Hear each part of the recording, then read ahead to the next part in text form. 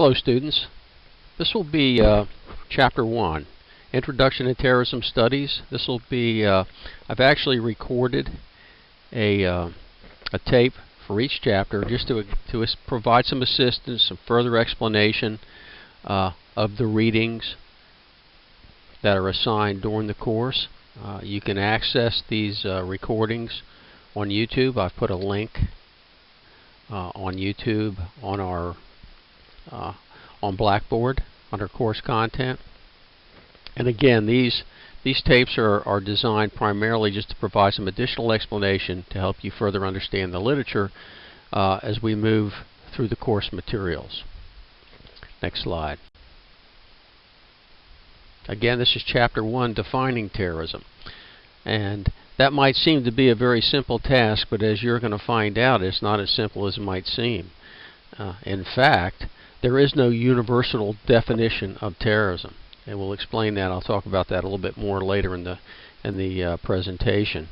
But there's no one-size-fits-all, even within the United States government. Next slide. Our objectives to define extremism and list its characteristics, define terrorism, and review some of the formal definitions. What are the different types of terrorism? And these are ones that we'll explore each individually as the course progresses. We're going to discuss and describe objectives of terrorists and terrorist groups, and review the political violence matrix and discuss Cold War revolutionaries. So those are some of our chapter objectives and things to think about as you conduct the reading. Next slide. Again, understanding political extremism. And when we talk about extremism, that's normally what we're talking about, political extremism. So in this first part of the textbook, we're going to define extremism. We'll take a look at some of the common characteristics of violent extremists. And what's the world of the extremists? Next slide.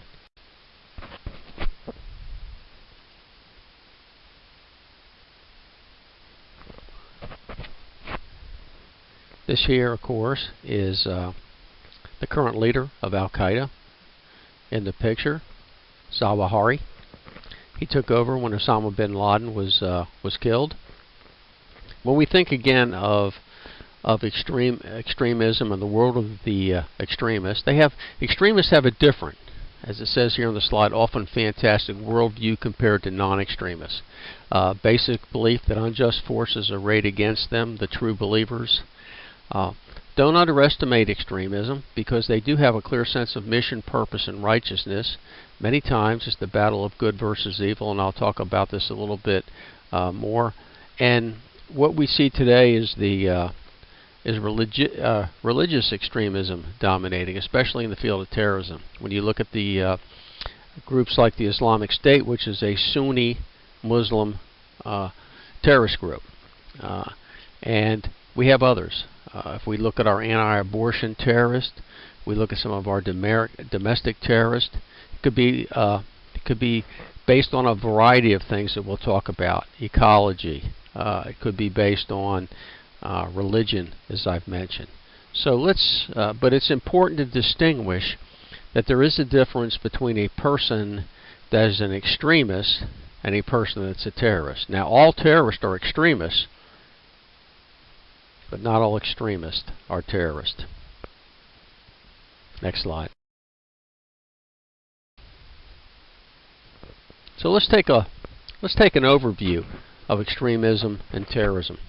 And if you look at these photographs, the photograph at the top, you'll have the New Black Panther Party, which is a very extremist, anti-white, anti-Jewish organization here domestically in the United States. They are not affiliated with the original Black Panthers. As a matter of fact, the original Black Panthers made sure that people don't link them to this particular group. And then at the bottom you have the Klan, the Ku Klux Klan, or you have the neo-Nazis, Aryan groups. These are extremists today because they're really not engaging in violence per se, as we see with the Islamic Muslim fundamentalists, blowing up IEDs or exploding devices at crowded markets or vehicle bombings, that sort of thing. but they do have a extremist viewpoint on the world. Now, extremism, as we define it here, a quality that is radical in opinion, especially in political matters, ultra advanced, yet they can be civilized. In other words, they can make an argument, but they don't cross over. If they don't cross over into violence, and they're just engaged in rhetoric or radical expression of their political values, then they would be an extremist. Okay? Again, unorthodox views, but if they don't cross over. Only those who violently act out their extremist beliefs cross over into the world of terrorism. Defined here, politically motivated violence, usually directed against soft targets. And when we talk about soft targets, there's, and we get into that later in more depth, but a soft target would be a target where there is very little security, say a shopping mall, a school, things of that nature. Whereas a hard target would be something like trying to attack a military base like Fort Bragg, where they have asset controls, they have armed security, or trying to attack a federal courthouse where you have security, or a police station. So we kind of split that into hard targets, harder to hit, softer targets, easier to target. But of course, a lot of terrorist groups today, they prefer the soft targets. Number one, the chance of success is much greater. Number two, there's normally the opportunity for maximizing casualties. Again, terrorism, politically motivated violence, usually directed against soft targets with an intention to affect or terrorize a target audience. Okay, so if we look at a group like Al-Qaeda or a group like the Islamic State, they are trying to terrorize. They're trying to terrorize their targeted group, and what they're trying to accomplish is politically motivated. If you look at the Islamic State today, they're trying to actually capture territory, set up a caliphate within multiple countries. In particular, now they're focused in Syria and Iraq. And they want to have a government, their own government. They want their own geographical area that they have responsibility for, that they maintain. But at the same time, they maintain control of the people within that area through terrorism, through politically motivated violence. And they'll also target Americans. They'll target moderate Muslims in the area, anybody that challenges their authority. So again, extremism. You don't cross over into violence. You can have extremist beliefs, and we know that. Good examples here with the New Black Panther Party, the Aryan Nation, the Ku Klux Klan. Doesn't mean that they don't commit criminal acts, but not necessarily crossing into the violence as we see it at one point. Now, the Klan did engage in violence back prior to the civil rights era, but they've been, the FBI infiltrated them, took out most of their individuals that were engaged in violence, and today they're primarily an extremist group. You also have abortion people, and we'll talk about that later this semester, that have extremist viewpoints. Okay, and maybe some of you know people like that. Some of you might know people that have religious extremist viewpoints. They're not violent people, but you can't really argue with them because they feel like they know it all. Next slide.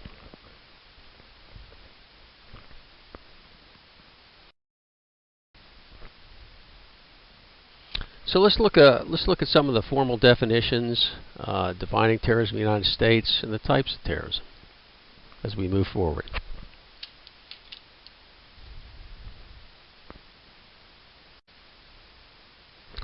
FBI, they have their definition: the unlawful use of force or violence against persons or property to intimidate or coerce a government, the civilian population, or any segment thereof in furtherance of political or social objectives. So, in other words, terrorists, according to the FBI, they use force or violence against persons or property to intimidate, to get a government perhaps to change its viewpoint, turn over prisoners, withdraw their troops from an area, okay? Or to cause fear within a civilian population that they'll put pressure on the government to extract themselves from perhaps a conflict that the government is involved with. These are political and sometimes social objectives. State Department, Definition, premeditated, politically motivated attacks on non-combatant targets. Non-combatant would be non-military, not individuals that aren't normally engaged in fighting against insurgencies or terrorists, by subnational, below-nation groups or clandestine agents. So again, we have different definitions within two agencies that are heavily engaged in combating terrorism.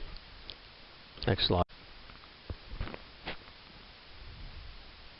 So what are some of the common features of the definitions? The use of if you took a lot of definitions together and you started looking at common denominators, well, this is what this list is. Use of illegal force. Well, obviously, if somebody runs into a hotel with AK-47s and starts shooting people in a hotel, that's the use of illegal force. Subnational actors, and what they mean here by that is these people do not represent a government. These are subnational groups below government level. Al-Qaeda, below government level. They don't represent a government, a nation. Okay? These are subnational actors. They use unconventional methods. In other words, and what we mean by that is they don't wear uniforms. You can't distinguish who they are. They might use vehicle bomb explosives. They might use suicide bombers. These are unconventional warfare methods to accomplish their goals. There's a political motivation. In other words, these folks are doing something politically. They want something to happen. In the case of the Islamic State, they want to gather territory. In the case of Osama bin Laden and Al-Qaeda when he was alive and he was their leader, it was to target Western interest, to free the Muslim lands of Western influence. Those are some of the things that they did. We'll talk about that a little bit later in the semester. Normally attacks on soft civilian or passive military targets. A passive military target could be a couple of Navy guys that are overseas on liberty in a town, and they get targeted and they get assassinated. And of course, acts aimed at purposely affecting an audience. And that means, if you look at the 9/11 attacks, it was to cause fear in the population, which it did. It also was to undermine the fact that in your face, you really can't defend your own people. Look at what we've done. So there's a lot going on relative to some of the features that have to be taken into account when we come up with a good, clear definition.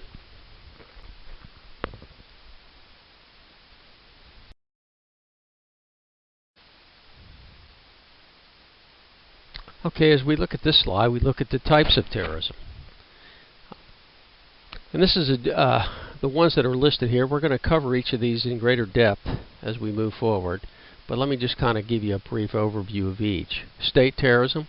And when we think of state terrorism, we think of a government that actually uses terrorist tactics, either to maintain control of its own people or to influence its enemies or its targeted adversaries within the region. Iran is known for this. Not only do they maintain close control of their own people, but they also provide support to groups like Hezbollah, which is a terrorist organization in Lebanon. They've also had influence in Iraq. When America had its troops in Iraq, they were providing support to the adversaries. They're a very disruptive force within that region. And so that's a good example. Another example would be Saddam Hussein when he was the head of Iraq. He gassed his own people, the Kurds. He used violence and intimidation and terrorist activities to keep his people in check. Think of Adolf Hitler. History is filled with states that used terrorism either to maintain control of their own people and also to impact their adversaries in the world. Dissident terrorism, again, is your terrorism from below, committed by non-state movements. They don't represent a government. Al-Qaeda, the Irish Republican Army. And these are movements normally that target government or they target other ethno-national groups, religious groups that are their perceived enemies. Religious terrorism, that's terrorism motivated by an absolute belief that an otherworldly power has sanctioned and commanded the application of terrorist violence for the greater glory of the faith. It's usually conducted in defense of what the true believers consider the one true faith. And so when you look at your Islamic fundamentalists, they believe that their interpretation of the Quran, that their perception of God is the one true religion, and anybody else that doesn't believe the way they are infidels and therefore righteous targets. You can also get religious terrorists not only with, like the Islamic State, you can get it with Al-Qaeda, the Irish Republican Army. Even though it was more than just religion, religion played a big part of it with the Catholics versus the Protestants of North Korea. So, but I want you to think primarily of your today, in today's world, your Sunni Islamic fundamentalist terrorist groups like the Islamic State. And we'll get into more detail as to religious terrorism, because it is a very, very important feature, and it's the predominant terrorist type of terrorism that we see in the world today from a threat perspective. Criminal terrorism, think about your drug cartels in Mexico, where they're engaged in criminal activity. They might do things like target judges, target police officers that are investigating. We see that all the time. They find police officers dead. They find police chiefs dead. They'll assassinate judges. All this done to intimidate government to leave them alone and let them carry on their criminal activities. International terrorism. This would be terrorist groups that not only can engage in terrorist activity within their own country, but they export their terrorist activity to across international lines. Al-Qaeda would be a group like this. There are many others that we'll talk about, but these are groups that go beyond their own internal geographical region. Next slide.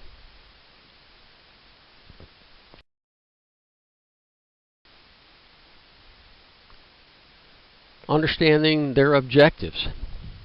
Typical objectives: they want to change the existing order. In other words, they want things to change. Maybe it could be they want to see, in the case of a group like the Islamic State, they want Sharia law. They want to control a swath of area within Iraq and Syria for now. I'm sure that they have aspirations to extend that grand caliphate of theirs even further. So they don't want to recognize existing government. They want to form their own government, and they want to run things the way they want to. They want to run things in their perception and their worldview. You could have a group, for example, the Palestinians, that engage in terrorist activity. They want to see the destruction of the Jewish state, where Palestine is restored and Israel becomes Palestine. So these are just some ideas of changing that existing order. They want to cause psychological disruption. That's fear, for example, by applying dramatic violence against symbolic targets. It's not just the physical impact, of blowing up a bomb or assassinating an individual, but it's also the psychological impact that occurs. And we think of 9/11. Think of the fear that was created by the attack on the World Trade Center, the Pentagon. They want to cause social disruption, to disrupt the normal routines of society, demonstrate that government is weak, they can't protect you, we can attack you at any time. And this could be, you're not safe anywhere, and that's why a lot of times they target transportation systems, because they can cause social disruption within a population and fear, and these are soft targets. Tourists are frequently targeted. Create that revolutionary. They understand they cannot hope to win their struggle against the state without raising the revolutionary consciousness of the people. They need the people to rise up and support them many times before they can overthrow the existing order. You know, terrorism is also theater. They play to the audience. They adapt their methods and their selection of targets based to the characteristics of their champion group, who they represent. Targets are selected for symbolic reason. The World Trade Center, the financial center of the world, that was a symbolic target. Attacking the Pentagon, again, representing the military establishment of the United States, a symbolic target. Killing or assassinating a president or a leader of a country, symbolic targets. And these things play out very well to individuals as they try to recruit others to their cause. They adapt their methods. Again, example of there's politically who are the audiences that they're trying to appeal to? Politically apathetic people, the government and their allies, potential supporters that'll give them money or join the cause, and confirmed supporters. You got to keep the people that are providing you support happy, so you have to keep carrying out attacks in the case of a terrorist group to make sure that the base understands, hey, we are active, we are a viable group. Next slide.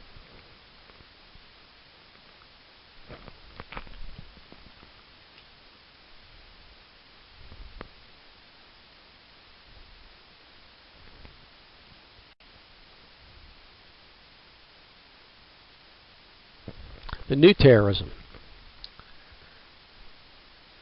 and new objectives. Weapons of mass destruction, the objectives of the new terrorism. Attracting attention to itself, pleasing God, and many times with your religious terrorists, they justify that they are acting on God's will. They are the servants of God, what they do. This way they engage what they call moral disengagement. You can murder people, and it really shouldn't bother you because really what you're doing is God's work. You see this also with your anti-abortion people that have assassinated doctors and exploded bombs. They're doing God's work. They're protecting these innocent babies. Other objectives: damage the economies of countries, influence the enemies of countries not to support, say, a group.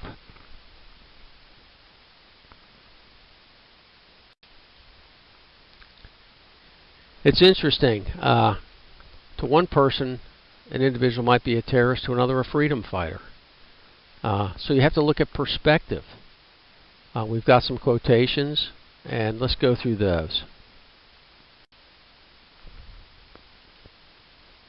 Kill one man and terrorize 1,000. Well, that's true. Sometimes if you kill the right person, you can scare 1,000 people. In other words, if you're successfully able to attack a leader of a country, that scares a lot of folks. One man willing to throw his life away is enough to terrorize 1,000. Well, that could be your suicide bomber. The fact that a person would do that to us seems crazy, but it's not crazy, as we'll discuss later in the course here. These people fully know what they're doing, and there's a reason behind what they're doing. And this term actually came from a Chinese philosopher. It was picked up by Chairman Mao, who's the bottom picture there on the left. The person on the top is Joseph Stalin.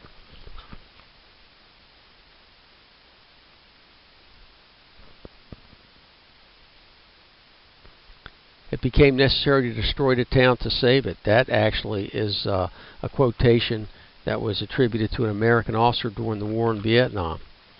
When asked why a village thought to be occupied the enemy had been destroyed, he replied that American soldiers had destroyed the village to save it. I mean, it's the symbolic logic behind the statement is seductive. Of course, it's the worst thing that could happen to a village for it to be occupied by an enemy. Then by destroying it, totally destroying it, it's a good thing. That's how they rationalized what occurred.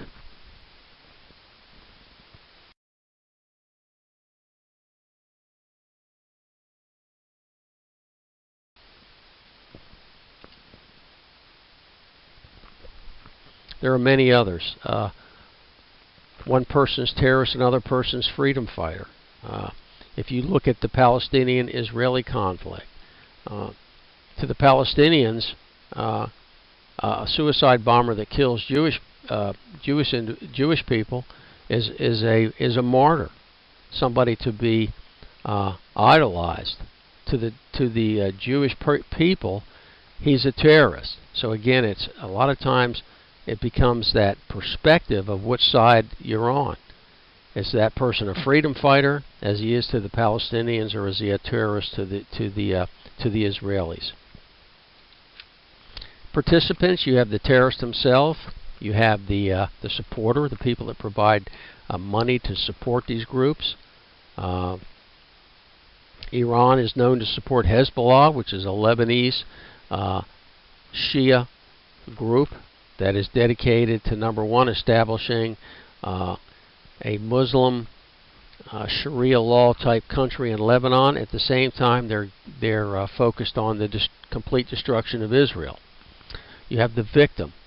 Victims of political violence and warfare will rarely sympathize with the perpetrators, regardless of the underlying motive.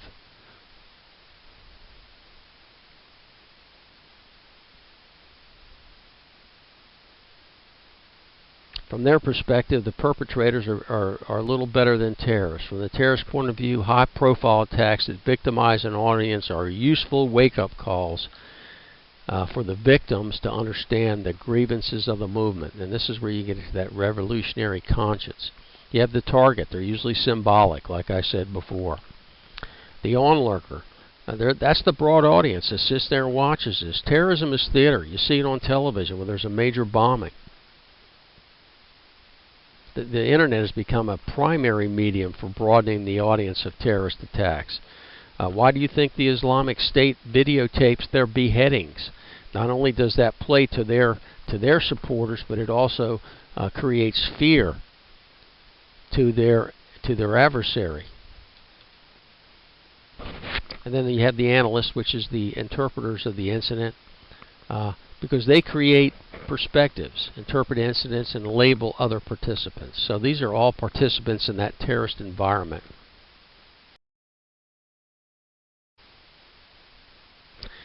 Just a quick chart here on the political violence matrix. What we saw in World War II was total war, indiscriminate force, combatants. Korean was more of a limited war, primarily between the North and the South, and then the Chinese got involved, and the Americans and NATO got involved. It's usually discriminate force that targets combatants. In other words, you're not trying to kill all the civilians, you're trying to target the combatants that are engaged, that represent the various government organizations engaged in the conflict. Indiscriminate force, non-combatants. Total war. World War II was the bombing of cities. Unrestricted terrorism, Rwanda genocide. We'll talk about that. Then you have on the other side discriminate force non-combatants. In Argentina, you had the Dirty War and restricted terrorism, the Italian Red Brigades, which were known for assassinating political figures. They even killed some Americans that were military figures stationed in Italy.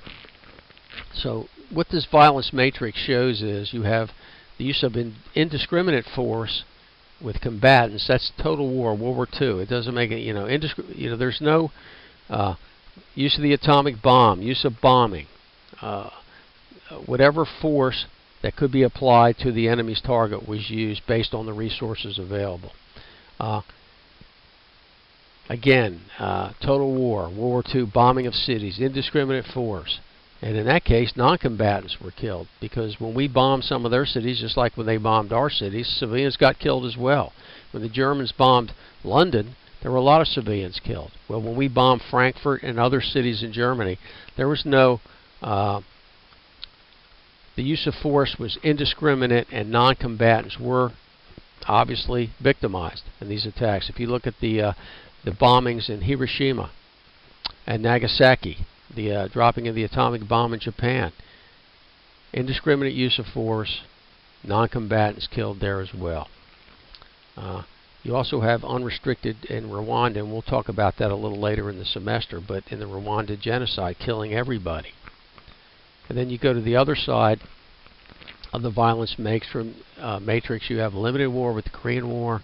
You also have below that discriminate force non-combatants in Argentina. They had the Dirty War, which the Argentine War was more of a right-wing group. And then you have restricted terrorism, where the Italian Red Brigades would personally select people that represented their adversaries, and they were involved in assassinations and kidnappings.